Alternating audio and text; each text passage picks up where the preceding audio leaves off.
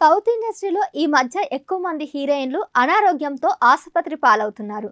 Cute looks, ఆకట్టుకునే స్మైల్తో ఉండే ముద్దుగుమ్మలు అలా ఆసుపత్రి బెడ్పై కనిపించడంతో ఫ్యాన్స్ షాక్ అవుతున్నారు.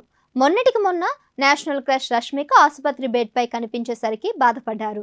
అంతకుముందు సమంత కూడా బెడ్పై ప్రత్యక్షమవడం చూసి త్వరగా కోలుకోవాలని కామెంట్ చేశారు. ఇక ఇప్పుడు మరో బ్యూటీ ఐశ్వర్య లక్ష్మి కూడా బెడ్పై ఉన్నానంటూ పోస్ట్ చేసింది. దీంతో ఫ్యాన్స్ కంగారు పడుతున్నారు. ఎప్పుడు గ్లామరస్ పాత్రలు చేసే ఐశ్వర్య లక్ష్మి చేతికి సెలైన్ బ్యాండేజ్తో కనిపించడంతో ఆమెకు ఏమైందంటూ అభిమానులు కంగారు పడుతున్నారు.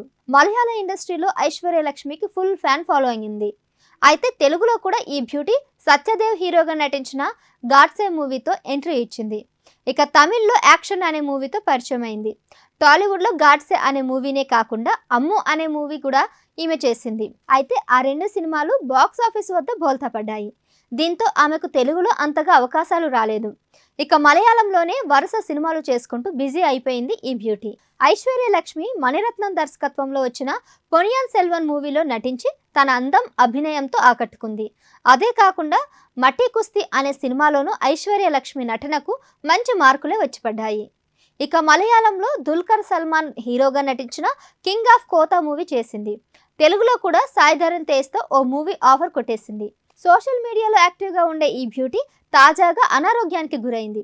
ఆ సమయంలోనే ఆసుపత్రి బెడ్పై ఉన్న ఫోటోలను నెట్టింట పోస్ట్ చేసింది. దీంతో ఆమె అభిమానులు కంగారు పడుతున్నారు. ఐశ్వర్యకు ఏమైందంటూ ప్రశ్నలు వేస్తున్నారు. కొందరైతే ఆమె త్వరగా కోలుకోవాలని, సినిమాలు చేయాలని కామెంట్ చేస్తున్నారు.